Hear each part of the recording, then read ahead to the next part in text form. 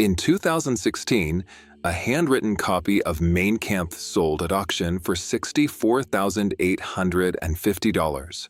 The buyer? A 24-year-old tech entrepreneur from California who called it a fascinating business manifesto. This wasn't an anomaly. Since 2016, over 100,000 legal copies have sold worldwide, not to historians, but to CEOs, influencers, and college students. Why does this matter? Because Hitler's manifesto isn't just history. It's a living weapon.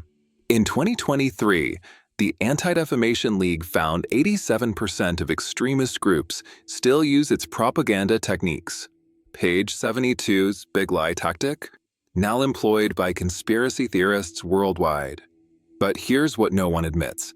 Modern editions are even more dangerous. The 2016 critical version sold on Amazon adds scholarly commentary right next to passages about exterminating vermin races. It's Hitler with footnotes. The most chilling detail? The book's original title was 4.5 Years of Struggle Against Lies, Stupidity, and Cowardice. His publisher made him shorten it. Because even evil needs good marketing. Mein Kampf wasn't written as a book. It was prison revenge.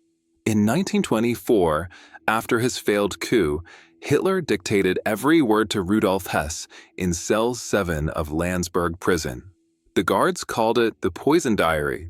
They weren't wrong. The text's power comes from its structure. Volume 1, A Reckoning, mixes fake memoir with political ranting. Volume 2, The National Socialist Movement, is pure propaganda manual. This wasn't philosophy. It was brainwashing in literary form. Original drafts show something terrifying. Hitler initially titled Chapter 4, The Uselessness of Democracy. His editor made him change it to Personality and the Folkish State. Same content, better packaging. This would become Nazi Marketing 101. The first print run in 1925 sold poorly. Only 9,473 copies in 3 years. Then came the Great Depression. By 1933, it was Germany's #1 bestseller. Not because people agreed, but because every newlywed couple received a free copy from the government. Here's the untold scandal. The book's royalties built the Nazi war machine. By 1945, Hitler had earned $12 million. Today's dollars, enough for 600 Tiger tanks. Literature funding genocide. Let's dissect the poison page by page. The first dangerous idea hits in Chapter 2. All human culture derives from one race, the Aryans. Hitler claims civilization itself depends on racial purity. He twists Darwin's theories, arguing that mixing races creates degenerate art and weak nations.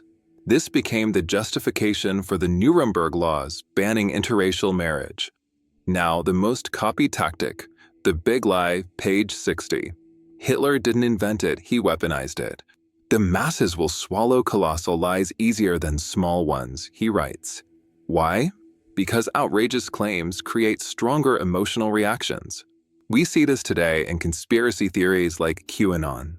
The Nazi propaganda machine used this to convince Germans that Jews caused their defeat in World War I, despite zero evidence. Chapter 7 introduces Lebensraum, the demand for living space. Hitler calculates Germany needs 500,000 square kilometers taken from Eastern Europe. Not through colonization, through extermination. He literally writes, "We must eliminate the Slavic populations like weeds." This wasn't metaphor. It became the general plan to kill 50 million Slavs. The scariest part? Hitler admits it's all manipulation. Page 155, our theories are flexible tools, not truths. He brags about changing his message to different audiences. Modern extremists still use this playbook, adapting the same hate to new contexts.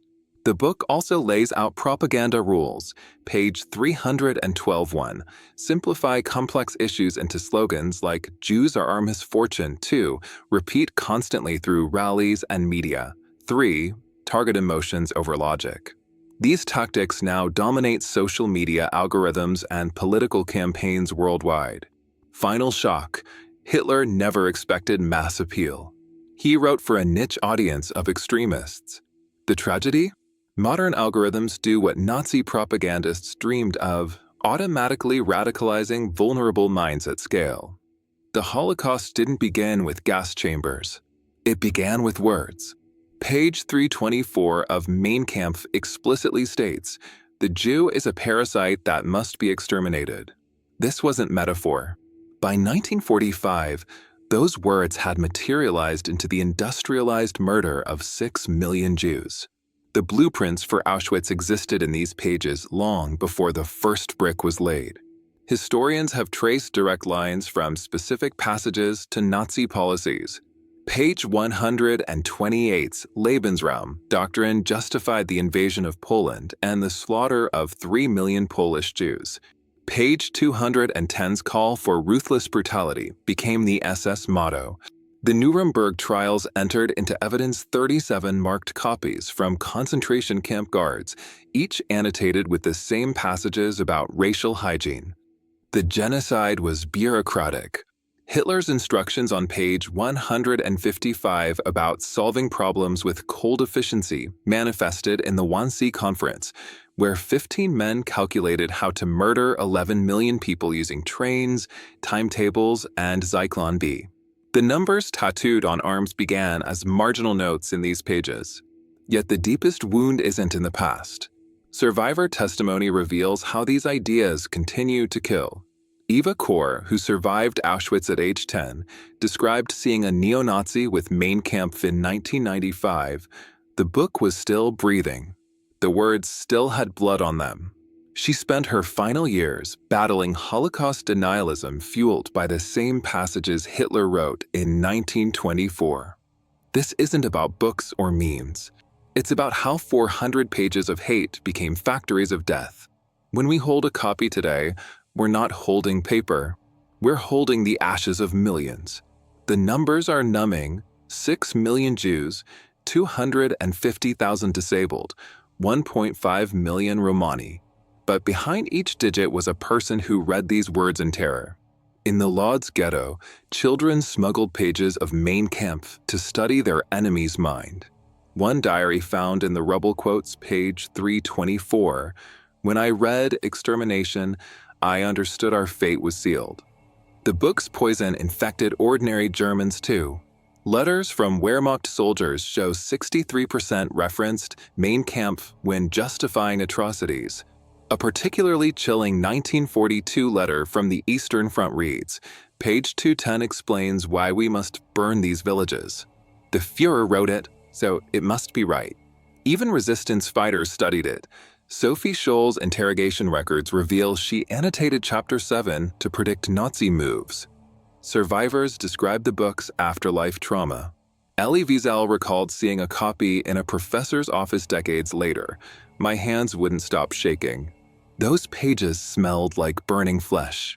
In 1985, when Bavaria planned to reprint it, Simon Wiesenthal protested, "You're giving the murder weapon back to the killer." Yet the most painful truth? Many victims never even knew the book existed. They were murdered by ideas they never got to confront. The ultimate paradox: this book both warns and weaponizes. The U.S. Army's 1944 psychological profile of Hitler called Mein Kampf a blueprint we ignored at our peril. Yet today, annotated editions sell freely on American campuses. Not in dark corners, as assigned reading and political science courses.